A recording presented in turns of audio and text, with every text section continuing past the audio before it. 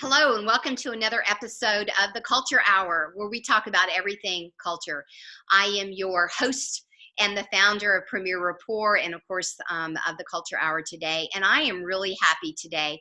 I have known Sandra Long as she's one of my clients, but now she is more than a client. We've become friends, we've become colleagues, we've become strategic partners.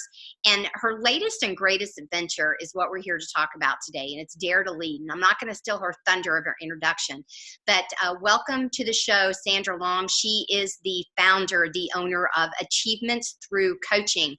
And we're going to talk about just a little bitty part of her business, but it's a huge impact. And I want you guys to hear more. Many of you, if not all of you, have certainly heard of Brene Brown and probably follow everything that she does and reads her books and probably quote her a ton. And so without further ado, Sandra, welcome to the show today. Thank you, Shelley. What an amazing introduction. Thank you. Hey, it meant every word. So why don't you tell us what it is that you want us to know today for those that are watching and listening. What do we need to know about you before we dive into Dare to Lead? Oh, well, like many of you, I'm a lifelong learner and just love working with my clients. What I do every day is just really help people step into their purpose. Do a lot of transitional work, a lot of strategic work as well, working with small to mid-sized companies and really helping them develop their core leadership. But at the same time, really incorporating, hey, what kind of culture do you want to have? And teaching our leaders to really understand what is culture and how does that impact employee engagement, and how do we really develop ourselves as leaders so that we really can impact the bottom line, right? Because it's about both, right? Yeah. So I owned a business. My husband and I owned a wholesale plumbing supply business for several years. Went out on my own to start Achievements Through Coaching, and now have an amazing business where I work with amazing people who really want to get to that next level and are out there really trying to become courageous leaders. I love it. You know, one thing for the viewers and listeners to know is that you come to the table with sitting in a lot of boats. And if you weren't going to mention your previous company that you and your husband had, I was going to, because I think it's important that, you know, when you go out and you hire consultants and you hire for all kinds of reasons, from strategy to executive coaching to workplace culture, is that you find those that have sat in the boat, not just through certifications, and there's nothing wrong with certifications. I have my own certification. Sandra obviously does her own certification. So we believe in those, so don't get us wrong. But it's what we've done in order to get there that adds that layer. So it's the applicability of sitting in the boat as an owner, that you know what it's like to need to hit payroll. We understand what it's like to employ people and to coach and counsel people and to train people and to mentor people and to create a workplace culture. We've had our own lessons learned, and that's what actually got us out of the boat and back to the shore, and we're still alive to talk about it.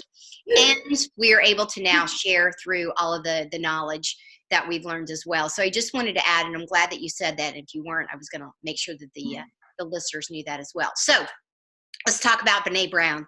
You recently have added and done some additional things inside of Achievements Through Coaching. So you start to wherever you want to on this story, but I want people to know what you're doing now and what your newest of your offerings is and why. Let's start with that. Okay. As Shelley said, I've got enough certifications, and every one of them has been so beneficial to contributing to the richness of what I do with my clients, because everybody that comes to me, I don't have a cookie cutter application. Everybody gets a custom made roadmap, if you will, and I've got so many things to pull from, which is really, I think what has made me successful is customizing and meeting people where they're at. Last year, every year, being a lifelong learner, I'm always looking at how do I up my game, right? I can't very well coach my clients around upping their game and not doing that for myself. Yeah. So I really looked at, do I want to go back to school? What do I want to do? Thank God I have a lot of great mentors, and, went and surveyed lots of people. And, to Shelley's point, I've been in business for 25 years. I've worked in the corporate space. I've worked as an entrepreneur, soulpreneur. I've really done a lot of different things.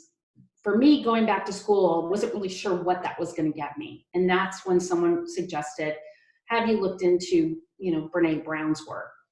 And it was a light bulb moment, that when I looked into her certification, I was like, this is exactly what I need.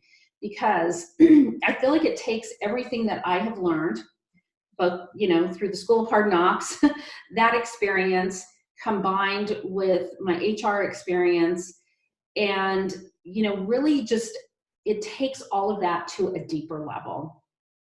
And I just love the fact that it's research-based, but it's not just theoretical, it's real life skill sets. These are things that I can teach my clients that is going to make a difference the minute they walk out of either a coaching session or one of our workshops.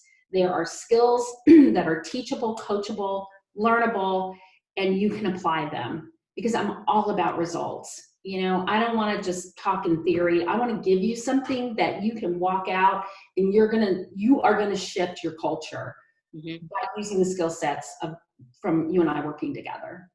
So let's dive into that a little bit. Tell the group, we certainly don't have time to give them the full agenda piece, but given some of the core things, because you've already gone through, you're obviously delivering this. So this isn't new. You've gone through it, and then obviously you've been delivering. What are some of the aha moments that people are walking away with that obviously the value that you just talked about? What are some of the comments that you're hearing that they got this, they got that, they heard this, the moments?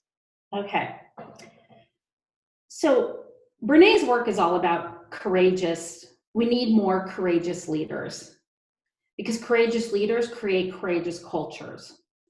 What gets in the way of that courage is scarcity, fear, shame, lack of vulnerability.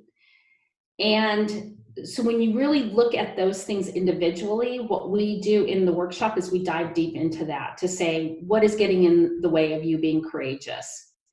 And what we know, it's a lot about vulnerability, right? I show up to work with my armor, right? Chink, chink, chink. I put all my armor in place, and I can't see you and you can't see me. How well is that going to serve our culture in terms of having brave conversations? So the aha is around the tool sets that we give people to be able to rumble with vulnerability, right? Using conversation starters, because that's the biggest thing that came out of the research, is we are not having conversations in our organizations, right? We talk about people, we don't talk to them. Yes. Right? We don't foster an environment where people are free to bring up ideas, whether good or bad, or, we're hiding behind the armor of, ooh, I don't want to say that because what are they going to think of me? It's this whole thing, here's the funny thing. We're all biologically wired for connection. Yeah. But the thing that gets in the way of connection is if I really open up to Shelley, is she going to see, ooh, I'm not smart enough, or I'm not fill in the blank, right? So then when we don't want to open up, which is vulnerability, then we can't be seen. And if we can't be seen, or if we don't want to be seen, then we're not bringing our whole self to work. Now, you want to talk about being competitive in 2020 and beyond, it's going to take really inspired workforces that are going to be creative, that are going to be able to be resilient. And that's another big piece of her work, is about resiliency. So yeah, what if you do put your foot out there, you get knocked down, because that's going to happen, right? Yeah. But how quickly do you bounce back? So the ahas around giving people skill sets of how to rumble, how to have fierce conversations, and then also giving them the skill sets to be resilient, to get back in the arena, and take on the world. So I would say, that's probably the biggest piece, is really teaching people how to have conversations in a way that it's not about conflict. Right. Well, and you talked about all the layers, and there's so many things in today's work environment that have got in our way, that's put up the armor, that's put up the lack of transparency, that's added to our fear set, that's added to our feeling of scarcity. I recently talked about the six traits that great leaders have. And in that ranking is certainly the conversations that we have with people. You got to know your people. You got to know your team. And in order to really know them, you also have to allow them to get inside of your head as much as you're trying to get inside of their head, because that's the foundational core of trust. And at the foundational core of trust is when we best start to communicate and we're able to get things done. The other thing that you talked about that happened to be in the top 6, not knowing what our conversation was going to be today, was the ability to take risk and make mistakes and then own up when you've done that. And it's not about that, gosh, I shouldn't have done that, but it's what did I learn from that? And then encouraging that with everybody that we'll work with. Because if not, and the third thing that you talked about, which is the number 1 on my list, is curiosity. Curiosity is the very foundation of creativity. And if we're not curious, we're never going to take risk, and we're not going to push through our fear, and we're never going to know what else is out there. And our momentum, or the worst words that I like, that I hate it when people use, is high potential, because that puts people in. So I hate talking about potential, and I hate talking about capabilities. I'd rather talk about momentum, right? Mm-hmm. So adding that need for speed and our momentum, because we all have a certain amount of momentum. We usually haven't offended anybody when I talk momentum yet, I don't think. You might when you talk about if somebody is a hypo or a lopo. And quite frankly, I thought about this before, but actually heard about it or read recently something that Marcus Buckingham had actually published. He's not a big fan of feedback, so I won't go there with that because I disagree with him venomously. However, he does talk about momentum, and I think that gets at the core of when we push our fear aside, when we have curiosity, when we don't worry about scarcity. It just taps into our ability to go faster, our momentum, in a different speed. I don't know if you've had people that have gone through it from a data standpoint to talk about anything that they've taken back that you've heard from a success measure or not, or if you personally have seen it. So I've gone through the certification. I've got those elements, the immediate things that I want to go back and do differently, either keep, start, stop. Is there anything you're hearing about the impact from your clients on their culture? Absolutely. Talk about that. What are you seeing? So I can tell you, I have 2 clients that come right off the top of my head. One's a family-owned business, and there wasn't a lot of trust, and took them through this work.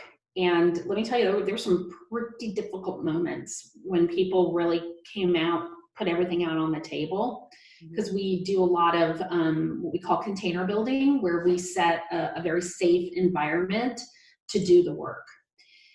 Because trust is a big, big piece of this work. So here's the thing, with it amazed me that this particular organization, they were not communicating. They were not talking to each other. They were not having conversations. And that's where so many of the problems came. And it just, all this tension was building and building and building.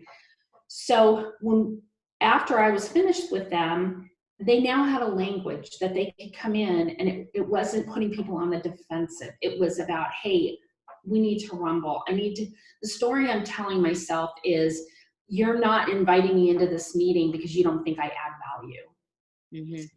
Whole different conversation than, well, there isn't even a conversation. If I'm sitting in my office and I'm making up stories, because our brains, that's what we do. We make up a story. It's got to have a start, middle, and an end. And sadly, it's never a positive story, right? So we're all in our offices making up these stories because we're not having that conversation. We're not saying, Shelley, you know what? I got to tell you, I'm stuck here, and I need your help with this. Or, so it's giving them a common language that when they hear, oh, I want to rumble, it means I want to sit down and be vulnerable with you for a minute and tell you how I'm feeling about something. You want to talk about leaving your armor at the door and stepping over it? Huge. So I've got an executive team, some dysfunction. They started using the rumble skills. They started really identifying how their own shame was showing up and how they were bringing that into their team meetings. And it was just amazing. It was like you could physically see people just dropping the armor and being seen from a wholehearted place. I love it. Like, I'm not afraid to show you who I am, because there's some parts of me I'm not really happy with, but then there's these great parts of me. But guess what? That's wholehearted. I come with the whole complete package. Mm-hmm. Well, I love, there's some words that I love, like I love disrupt, just by saying disrupt, but I love the concept behind, because it gets you into that curiosity, creativity, what else zone. Mm-hmm. So positive disruption, not just to disrupt. I love the word complex too, because I find that interesting. And now I love the word rumble in a whole different, just the way you're articulating, because there's some words that we say, the F word in corporate America is accountability, right? But rumble, when people first hear that, they may think of that as, a conflict. Nobody likes conflict. That makes us feel uncomfortable, to your point. So I love reframing that into the possibilities of the rumble, which is opening up and taking off the armor if I am repeating what I heard. So I love that. So as we go into wrap-up mode,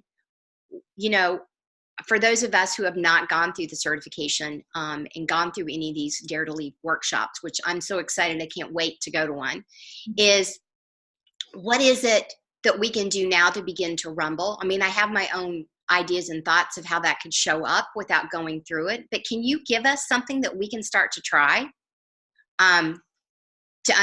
to make us comfortable rumble, or to bring that inside of our workplace? I will, but I do want to just touch on something you said earlier about feedback. Yes. And accountability. Okay. Yeah. So that's what this work is about. It is about holding people accountable. We say clear is kind, unclear is unkind.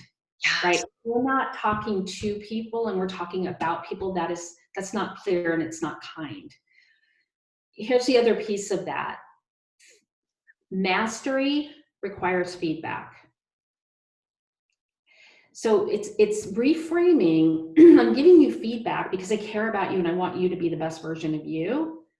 I can't be the best version of me if I don't have feedback, if I'm not continually, after every single workshop, in fact, I make people complete it before we even leave, is an online survey, right?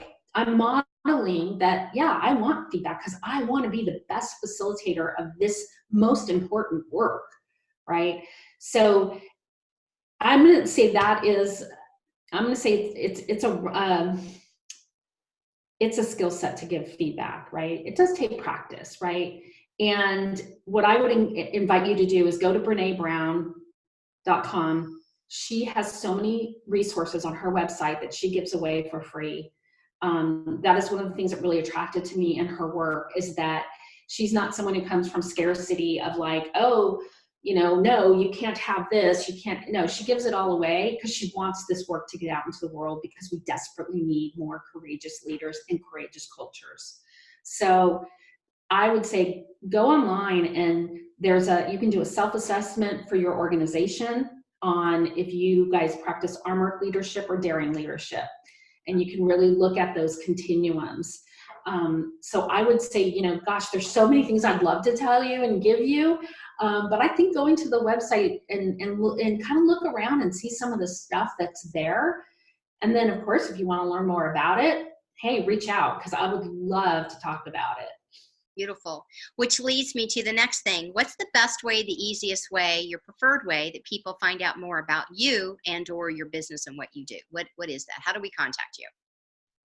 So a couple easy ways. I'm on LinkedIn, and Sandra Long, Achievements Through Coaching, or Sandra@achievementsthroughcoaching.com is my email address. So you can either reach out through LinkedIn, through email.